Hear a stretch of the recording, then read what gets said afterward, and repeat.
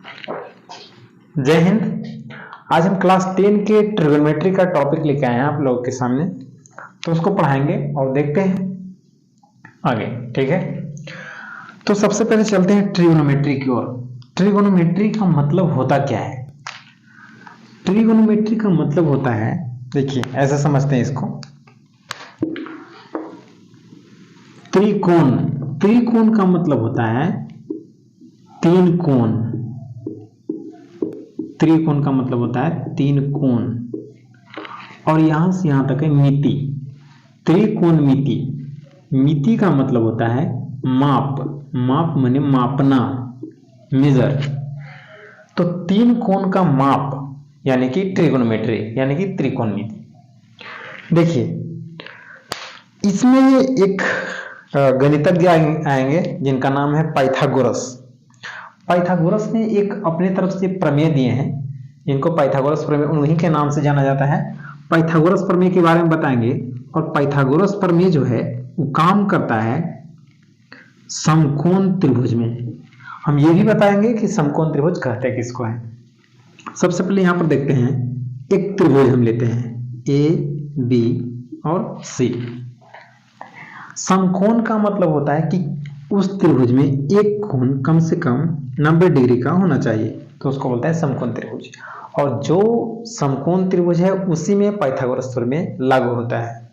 तो इसमें अगर पाइथागोरस प्रमेय लगाएंगे तो किस तरह से लगाएंगे?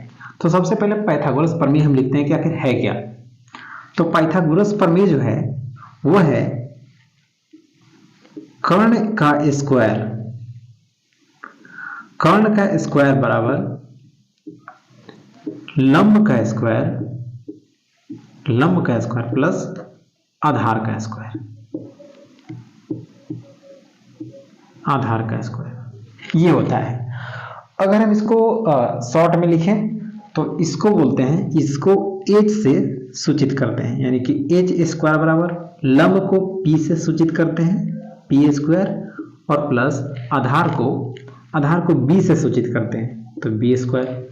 यानी कि ये आपका हो गया पाइथागोरस प्रमेय, जिसको हम आगे बहुत यूज करेंगे इस त्रिभुज में यानी कि समकोण त्रिभुज में।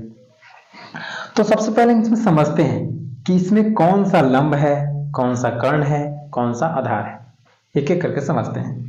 तो देखिए जहां 90 डिग्री बनता है उसके ठीक सामने वाला भुजा, जहां 90 डिग्री बनता है उसके ठीक सामने वाला भुजा क्या होता है? कर्ण होता है।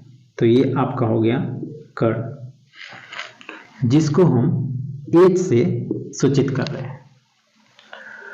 अब हम यहां देखते हैं कि जिस पे ये टिका हुआ है, आधार का मतलब होता है बेस।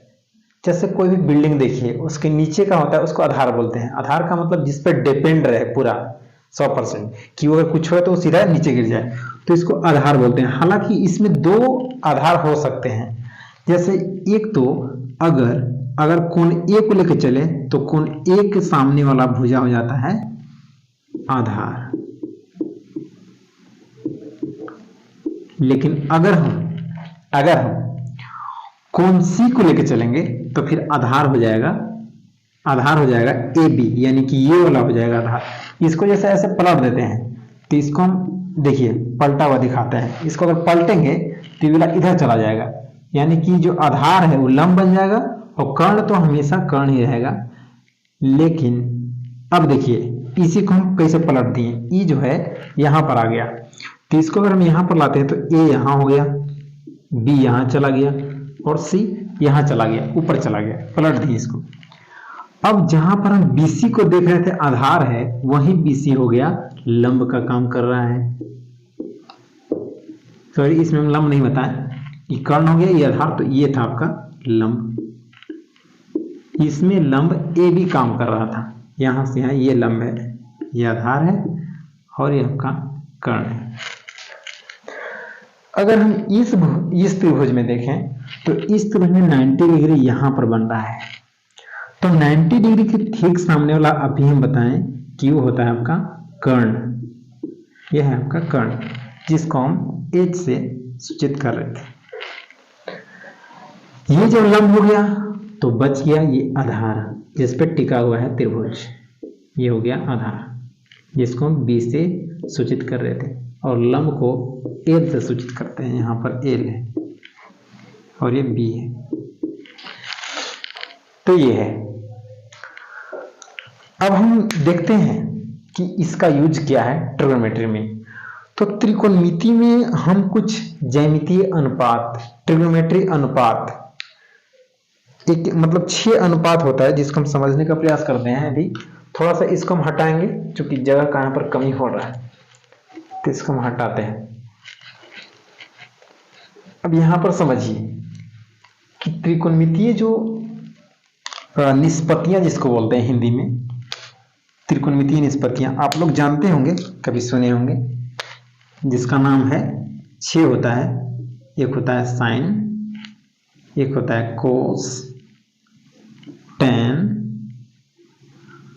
कॉट, ये छोटा वाला टेन कर देते हैं, टेन, कॉट, सेक, और एक होता है कॉसेक।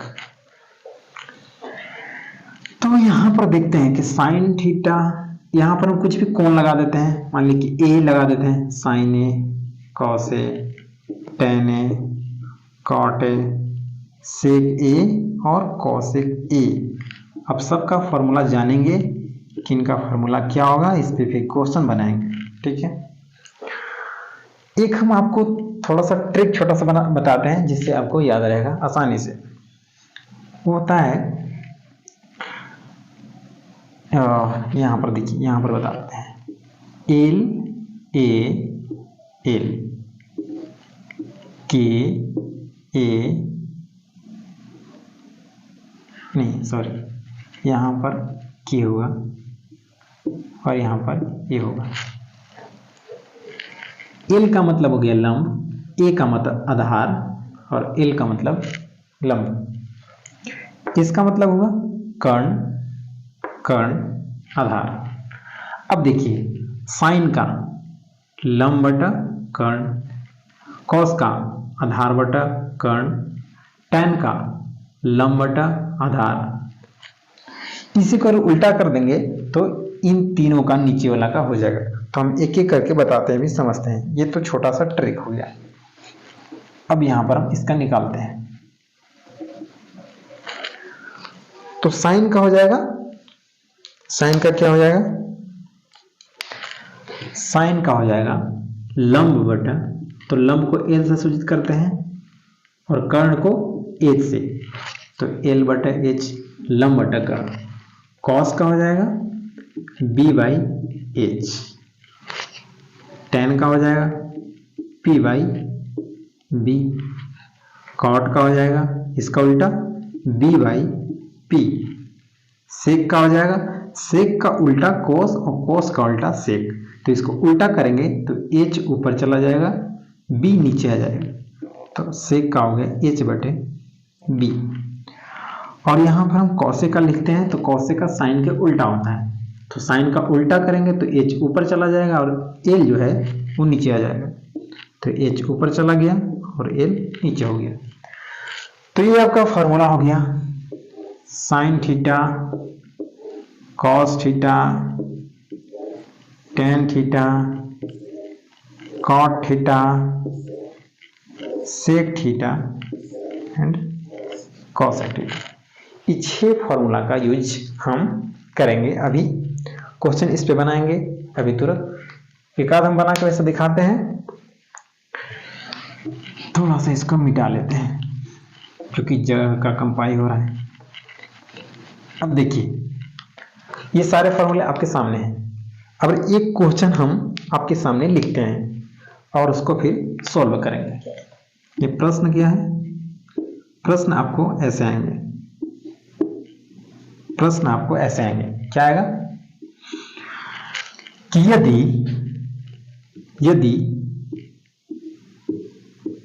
यदि साइन थीटा बराबर 2/3, या फिर इसको ऐसे कर लेते हैं 2/4, तब cos थीटा tan थीटा या और भी अनदर का मान निकालने के लिए रहेगा। तो आप कैसे निकालेंगे, ठीक है। तब तक सिर्फ हम एक ही लेते हैं, cos थीटा लेते हैं कि cos थीटा बराबर क्या होगा। अगर sin थीटा का मान निकालना है, sin थीटा का मान दिया है और अगर cos का मान निकालना है तो कैसे निकालेंगे। देखिए, चूंकि अभी हम फॉर्मूला बताए थे sin थीटा का फॉर्मूला बताए थे कि क्या होता है P/H, और यहां पर मान दिया है P/H का 2/4। एक और हम फॉर्मूला आपको अभी बताए थे, पाइथागोरस प्रमेय। चूंकि यहां पर हम देख रहे हैं कि P का मान और H का मान तो पता हो गया, लेकिन यहां पर हमको cos थीटा का मान निकालना है और cos थीटा का फॉर्मूला होता है B/H। H का मान तो हमको पता है, हालांकि अनुपात में है, तो इसको अनुपात में से हालांकि निकाल के हम बनाएंगे, लेकिन अब ऐसे अभी काम चलाने के लिए ऐसे ही लिख देंगे कि H का मान 4 है। तो B का मान यहाँ पर पता नहीं है, तो B का मान कैसे निकालेंगे। तो यहीं पर हम यूज करेंगे पाइथागोरस प्रमेय का। पाइथागोरस प्रमेय क्या था, तो h² बराबर p² प्लस b²। यहां पर हम लिख देंगे कि पाइथागोरस प्रमेय से, पाइथागोरस प्रमेय से, पाइथागोरस प्रमेय से। अब जहां जहां जिसका मान दिया है वहां पर रख दीजिए। h का मान दिया है, h का मान 4 दिया है, तो 4 के स्थान पर रख दीजिए 4² p का मान दिया है 2 है, 2 का स्क्वायर कर दिया। b का मान चूंकि नहीं दिया, b का मान निकालना है, और b के मान बिना ही हम cos का मान नहीं निकाल पा रहे थे। जैसे ही b का मान निकाल लेंगे तो cos थीटा का भी मान हम परिकलित कर लेंगे। अब देखिए b का मान, तो b² यहाँ पर ऐसे ही रख लेते हैं। अब इसका सोल्यूशन करके निकाल लेते हैं। 4 का स्क्वायर 16 और 2 का स्क्वायर 4, तो बराबर के इधर आएगा तो -4 हो जाएगा, इधर बच गया b²। अब अगर हम निकालेंगे 16 में से 4 गया, तो 16 में से 4 गया 12, 4 16 यानी 12 आ गया, बराबर b²। अब अगर हम b² को इधर ला लेते हैं और 12 को उधर भेज देते हैं, ये हो गया आपका। इसको आगे बढ़ाते हुए b का मान निकालते हैं, तो चूंकि इधर स्क्वायर था, स्क्वायर का उल्टा रूट होता है, तो 12 रूट में चला जाएगा। अब अगर हम b का मान निकालते हैं, चूंकि ज्यादा नीचा करेंगे तो नहीं दिखाई देगा, तो इसको थोड़ा सा यहाँ पर दिखाई नहीं दे रहा होगा, तो हम ऊपर कर लेते हैं। b का मान हम ऊपर निकाल लेते हैं, तो b का मान फाइनली आ गया √12। अब b का मान इसको निकालेंगे, 12 को खंडित करेंगे 2 × 4।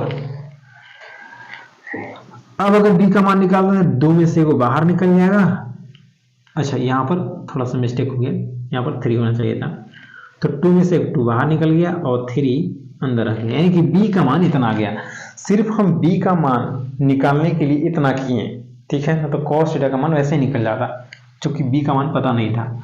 अब यहाँ पर इधर हम कहीं पे b का मान चूंकि निकाल लिए, तो ये सब मिटाते हैं, ये सब मिटाते हैं, और सिर्फ हमको b का मान ही चाहिए था।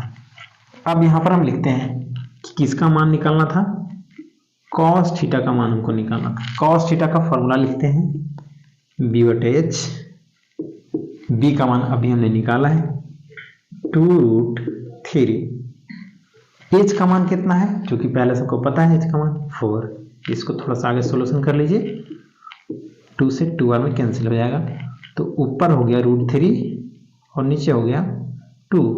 ये आपका आंसर हो गया, यानी कि cos थीटा का मान निकल गया। तो इस तरह से आएंगे क्वेश्चन, और आगे हम चलेंगे। तो इसी तरह से ट्रिग्नोमेट्री का अगला क्लास नेक्स्ट दिन चलेगा। तब तक के लिए जय हिंद, आज के लिए काफी।